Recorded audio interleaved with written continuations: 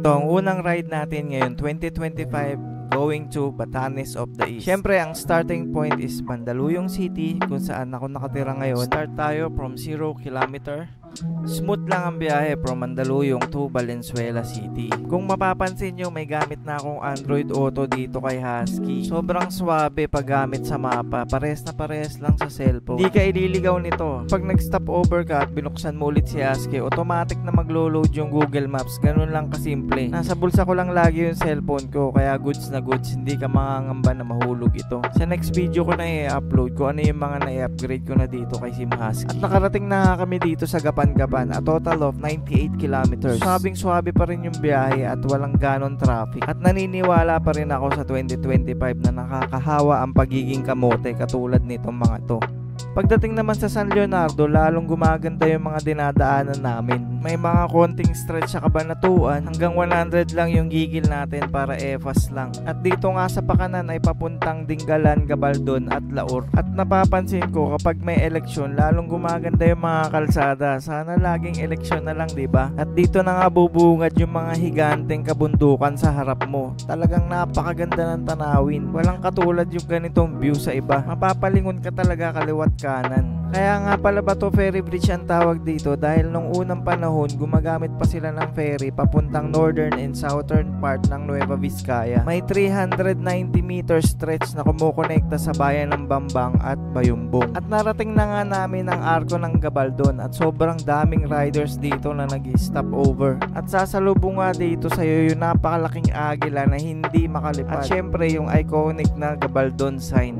At titigil tayo dito para mag-picture-picture. Okay, 1, 2. Masayang masaya dito si Sim Husky kasi napuntahan niya na yung Gabaldon. Napakaganda ng tanawin at napakaganda ng mga kalsada. Bumaba nga pala kami dito sa ilog na napakalinaw kahit may kalabaw dun sa gilid. At ito nga si kuyang na naka-raider ay maliligo daw siya kasi nga napakalinaw ng tubig dito sa Gabaldon. Fresh na fresh, parang buko juice. Taas pala. Easy lang kay Husky yan. Wala eh. Tara. Nagpatuloy na nga ang biyahe namin dito papuntang Batanes of the East. At nakasilip pa rin dito yung mga kabundukan na parang wini-welcome talaga kami. Napakaganda nga ng panahon ngayon, hindi maaraw at hindi rin maulan. Pinapaboran talaga kami sa unang ride ng taon na to. Hindi rin nakakapagod at hindi rin nakaka-stress tong ride na to kasi nga magaganda na yung mga daanan ngayon. Tulad ng sinabi ko kanina, kapag may eleksyon, magaganda na talaga yung mga daanan ngayon kasi nga inaayos nila. Sana laging eleksyon na lang, diba? At narating na nga namin yung Pantalan dito at medyo umaambon na dito. Ito nga pala ang Dingalan Feeder Port. Maraming mga turista dito gamit yung mga bangka, siguro papuntang lighthouse. Paakyat na kami dito at muntikan pa kaming mag-swimming ng 3 oras. Swimmingin mo pa tayo ah. Ang lakas. Biglang gumanon eh. Oo. At dahan-dahan na sumungit yung panahon dito at medyo lumalakas na yung ulan. Pero tuloy-tuloy lang kami dito hanggang mapuntahan namin yung taas. At dito nga namin naspatan yung dalawang magjowa na parang may view deck dito kaya tumigil muna kami. Hindi biro yung hangin dito at hindi rin biro yung taas nito kaya may signage na may nahulog na. Kaya dahan-dahan lang kami sa paghakbang. Ano, sige, madulas ka dyan. Ito, pamunas. Muulan eh. Pero umaraw na siya, oh. Nagkaroon ng araw. So, tingnan natin. Ha? Whoops. Oh, ang ganda, oh. Ang ganda. Yun pala yung ano. Yung lighthouse sa dulo. Nasaan? Ayun, oh. Lighthouse. Ah, oo. Tapos dun ka magpipicture? Lumiliwanag na oh. Kaya nga eh.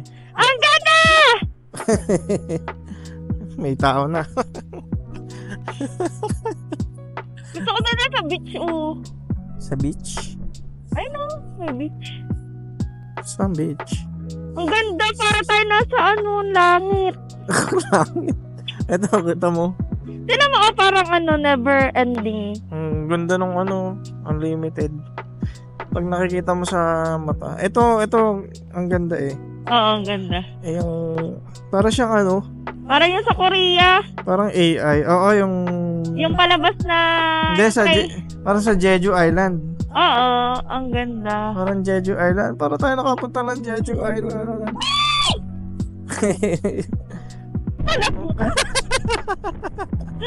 Pero mas maganda doon kasi may maganda tong scenery. Nakakatakot naman. Ito ang nakakatakot.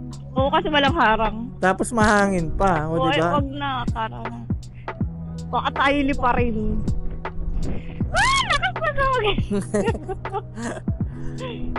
At dito nga din dire-diretso na namin papuntang view deck. At 1 minuto lang nasa grotto na kami. Ito na yun.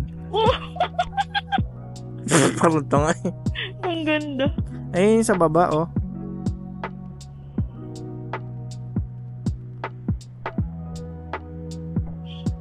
Maalat pa yung hangin, no? Maalat.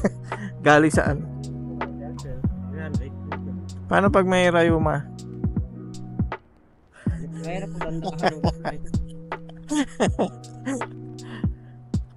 Titingin lang muna kami dito. Ba't magkano doon, kuya? Dito nga habang nag-chill kami sa hangin ay may lumapit ulit sa aming mga tour guide. Di ka nila tatantanan dito hanggat di ka nila madadala sa view deck. Pero nag-decide muna kami na hindi pumunta ng view deck at magala-gala muna dito para makita yung magagandang tanawin at malasap yung simoy ng hangin. Pag umabante ka pa dito, marami ka pang ma-explore. May makikita ka pang mga maliliit na view deck katulad nito. Mas ma-appreciate mo talaga pag nandito ka sa personal para makita mo yung totoong ganda niya.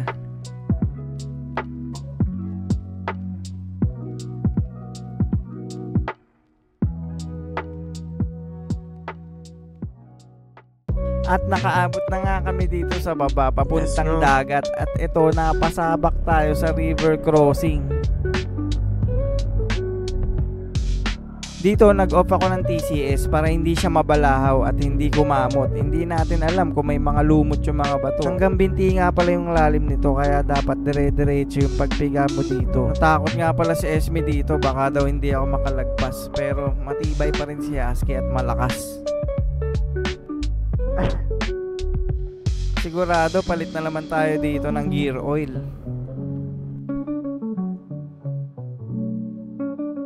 At narating na nga namin yung Di Kapanikian Beach at walang tao dito. Solong-solo namin. Sabi sa taas marami daw tao, pero sinolo namin yung buong beach. Medyo galit nga pala yung alon dito dahil sa easterlies.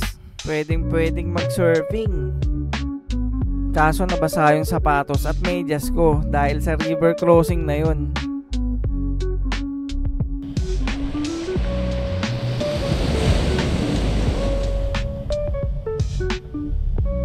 Pagkatapos nun ay umakyat na ulit kami dito papuntang Pacific View Deck. Hindi ka papapasukin kapag wala kang guide, kaya kailangan may guide. Etong guide namin si ate, nakapaalang siya dahil hiniram daw ng guest yung tsinelas niya. Easy lang sa kanya, parang naglalakad sa BGC. Ganon din si Husky, easy lang kahit malubak at maputik. Nung una nga hindi kami pinapapasok dahil mababa daw yung motor.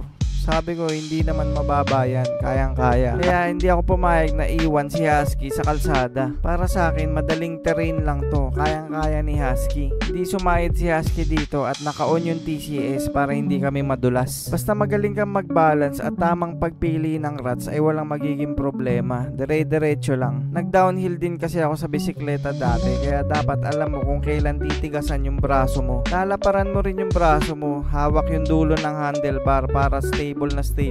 At dito nga naglakad na kami at pinaparada si Husky sa gilid. Bawal na daw kasi yung motor hanggang taas. Pagdating mo dito kailangan mo na magbayad ng entrance fee kay ate. At itong si ate guide, siya na bahala mag picture. Marunong din silang kumuha kaya sanay na sila. At pagbaba mo naman dito, ito na yung bubungad sa'yo, ang napakalawak na karagatan ng Pasipiko. Kalmado lang yung hangin dito dahil natatakpan ito ng bundok Sierra Madre. Mas maganda siguro pag maaliwalas yung langit para kitang-kita mo yung horizon ng dagat. Meron sila ditong 3 deck, mamimili ka na lang kung saan ka magpapapicture. Pero kahit saang angulo, walang tapon yung background. Napakaganda ng karagatan at napakalawak nito. Mas ma-appreciate mo to pag nandito ka talaga, mas maganda sa personal. May napansin nga pala kami ditong pa downhill kaya pinuntahan kagad namin. Kayang-kaya pa naman ang tuhod namin kaya walang problema. Mas maganda yung view dito nung lumapit kami, mas lalong breathtaking. O diba, mas maganda. Kaso umaambon na naman, pero palag pa rin kasi napakaganda ng Pacific View Deck. Nakatulala na nga ako dito sa sobrang ganda. Parehas nga pala kaming bundokero kaya walang problema paakyat at pababa. Sabay chill time muna, pagtapos niyan pabalik na kami sa kalsada. Nagsimula na nga pala ditong umulan ng malala. Napakaputik nga pala dito at dahan-dahan lang kami. Etong si ate nakapaalang parang wala lang. At nakita na namin dito si Husky mag-isa. Solon-solo niya yung bundok. Naiwan dito yung helmet, buti hindi nawala. Syempre si Husky hindi rin nawala. Itiwala naman kami sa mga guide dito at sa mga lokal. Meron ding bantay sa kalsada kaya panatag naman kami. Sumusungit na yung panahon kaya kailangan mag-bounce na. At baka gabihin na rin kami masyado. Ito yung pruweba na pwedeng mabasa yung Android Auto na unit. Ito rin yung sample ng back camera niya. Sobrang linaw, swabing-swabe.